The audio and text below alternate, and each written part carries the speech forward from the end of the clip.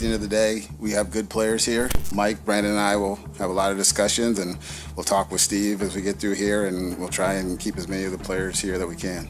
I gotta admit, watching the Miami Dolphins manage their salary cap situation this offseason was nothing short of impressive, but now they went out and signed quite possibly the best player they could have signed to be their wide receiver 3, and at the very minimum, a great locker room guy, I think. Before we get to the content, we have a lot of content coming for you guys today, so make sure you drop like, subscribe, and turn on our notifications to help the channel grow. Now that we get all that out of the way,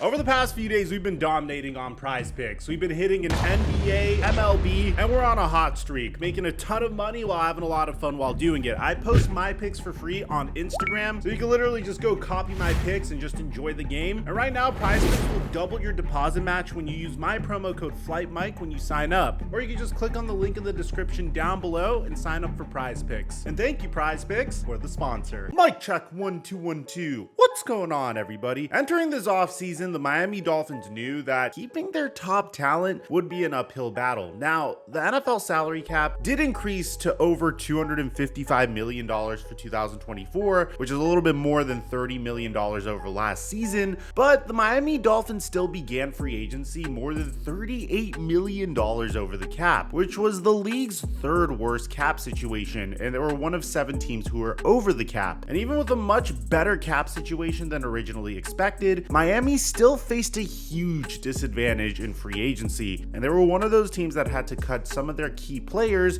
in order to clear some cap space. Going into this offseason, they had 26 players who were scheduled to become free agents, including multiple players in the defense's front 7. Even their general manager, Chris Grier, had to address this reality in the aftermath of the Dolphins' playoff loss. At the end of the day, we have good players here, and everyone will have a market. We're not really right now concerned about where we'll be in March, salary cap wise. I think, Brandon Shore, Max Napolitano, we've had a lot of conversations. They've given us a lot of flexibility with multiple options of ways we can, be creative. And so hats off to them just, through their work and grind on things. And so Mike, Brandon, and I will have a lot of discussions, and we'll talk with Steve as we get through here, and we'll try and keep as many of the players here that we can.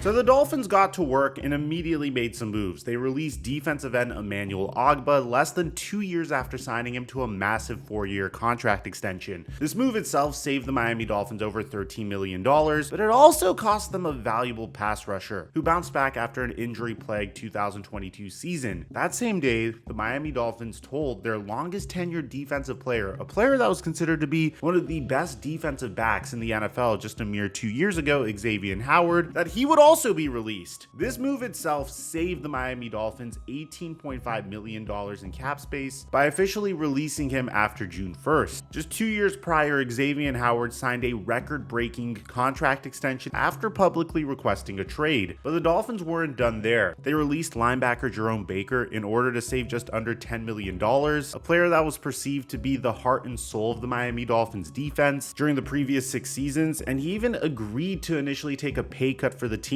for year 7, but he couldn't agree with the team on how steep the pay cut would be. The Dolphins would then get to work on adding new talent to the roster. One of the splashiest additions that they've made was signing tight end Jonnu Smith to a 2-year contract worth up to $10 million. They would then restructure 4 contracts, including Jalen Ramsey's, to clear just under $29 million in cap space. But at the same time, reality would hit the Miami Dolphins very hard. They would lose safety Brandon Jones to the Denver Broncos, and probably the hardest pill to swallow was when they lost their defensive tackle Christian Wilkins to the Las Vegas Raiders on a 4-year, $110 million contract with nearly $85 million guaranteed. Wilkins and the Dolphins had contract disputes before the season, including a hold-in during training camp, and the Dolphins elected not to franchise tag him for a guaranteed $22 million, which also makes sense because there was no way that they would be able to beat the Las Vegas Raiders offer. But don't get me wrong, this was a huge loss for the Miami Dolphins. Christian Wilkins Falcons was just a season removed from a record-breaking season with 98 tackles, which was the most ever by a defensive tackle, and he owned the 8th highest run-stop win rate since he entered the league in 2019. Now, don't get me wrong, there's a huge knock against Christian Wilkins for his lack of sacks, but fortunately for the Dolphins, help was on the way. The Dolphins would sign Shaq Barrett, a premier edge rusher in the NFL a few seasons prior that has been declining in recent years, to a one-year prove-a deal worth up to $9 million. The hope was that he would be able to fill the gap left behind Andrew Van Ginkel, who departed to Minnesota. And probably their best addition was signing Jordan Brooks to a 3-year contract worth $26 million to replace Jerome Baker. He's set to have a significant role for the Miami Dolphins and is more than capable of filling the hole that Jerome Baker left behind. But what about offensively? How could the Miami Dolphins make sure that if they were in a situation like they were in last year in the Ice Bowl versus Kansas City, they'd be able to make the most of their offense? A team that was memed for the fact that they weren't able to defeat the premier teams in the NFL. We've even seen memes calling the Miami Dolphins the Dallas Cowboys of the AFC, which, as a Cowboy fan, I have to say, is one of the worst insults you could ever give to a team in the AFC. But it's not really much of a stretch. The Miami Dolphins are notorious for being able to put up 70-point games against one of the worst teams in the NFL, but whenever they face off against a team like the Kansas City Chiefs or even the Buffalo Bills in week 4, they just don't show up. The Bills put up 48 points against them in week 4 of this past season, but then they're able to defeat the New York Jets 30-0 in week 15, and their season concluded at the hands of the Kansas City Chiefs, a team that Tyreek Hill consistently likes to trash talk despite them doing just fine ever since they moved on from him. Chiefs Kingdom, when the Miami Dolphins come to Arrowhead Stadium this year, guess what we gonna do?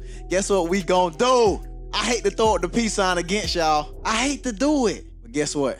I'm gonna be y'all worst enemy that day. So how does this team improve offensively? Maybe you're pointing the blame finger at the fact that Von Achan wasn't healthy in the latter part of the season, or the offensive line wasn't healthy. Maybe it's the fact that Jalen Waddle and Tyreek Hill get shut down in these games because the Kansas City Chiefs, after all, had one of the best defenses in the entire NFL this past year. So what is the Miami Dolphins' solution to getting some help on offense? Well, one player that has been consistently linked to them throughout the entire offseason was none other than Odell Beckham Jr. Now, Odell Beckham Jr. has had one of the most unique careers I think I've ever seen out of a wide receiver. A player that, in my opinion, throughout the first 5 seasons of his career, was one of the most dominant wide receivers in the NFL. But it seems like the moment OBJ got to Cleveland, his career sort of fell off of a cliff. You could blame Baker Mayfield for that. You could blame the Cleveland Browns offense for that. You could blame Odell Beckham Jr.'s availability for that. But we all know what would happen. In 2020, OBJ's dad would promote a video where Baker Mayfield would always miss Odell Beckham Jr. whenever he was wide open and just not throw him the football. The result? Eventually, OBJ and the Cleveland Browns agreed to part ways. Odell Beckham Jr. goes to the Los Angeles Rams, shows that he's capable of being that same dominant wide receiver once again if he's utilized properly, and wins a Super Bowl. But unfortunately, he would tear his ACL in the Super Bowl. So he would miss 2022. He would sign with the Baltimore Ravens in 2023 on a 1-year, $18 million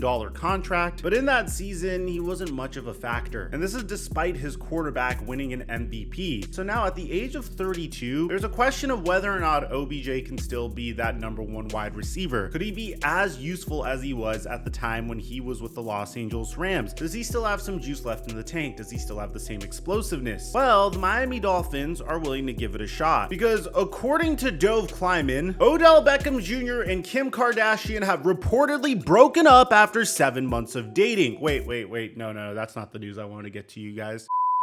According to Ian Rappaport, the Miami Dolphins are expected to sign Ravens free agent wide receiver Odell Beckham Jr., sources tell me, and Tom Pelissaro. A new home for the speedster as Miami's offense just gets faster. Now, I have a lot of issues with this report. One is the fact that you're calling OBJ a speedster still, but the number one concern I had about the Dolphins' interest in OBJ was how much would they pay Odell Beckham Jr.? Last year, OBJ got the Ravens to pay him $18 million.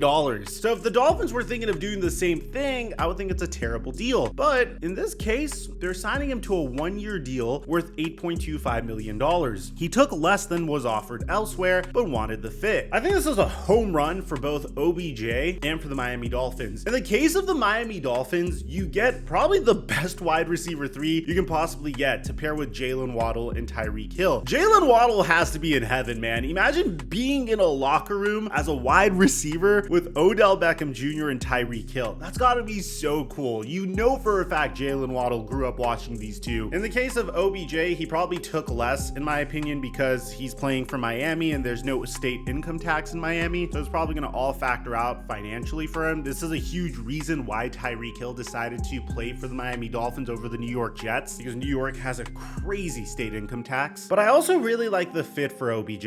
I had questions about how useful Odell Beckham Jr. was gonna be in the Baltimore Ravens offense with Lamar Jackson. And it's nothing against Lamar Jackson, man. It's just historically Lamar Jackson hasn't been the most wide receiver friendly quarterback. And this is part of the beauty of Lamar Jackson's game. Last year he had over 4,500 all-purpose yards, but 881 of those yards came on the ground, whereas he threw for 3,678 passing yards. You go to Tua Tagovailoa, who isn't really known for scrambling, who is coming off of a season where he threw for over 4,600 passing yards, 29 touchdowns, and 14 interceptions. I think an 800-yard season is actually possible for OBJ in these circumstances, and I think it's a great deal for the Miami Dolphins. You get quite possibly the best wide receiver 3 you can get, and for OBJ, who should see significantly more volume than when he was with the Baltimore Ravens. The Miami Dolphins are going to be a problem to stop defensively if their wide receiver core can stay healthy, and in my opinion, Tua has shown to be more than capable of getting his wide receivers the football. So I give it A+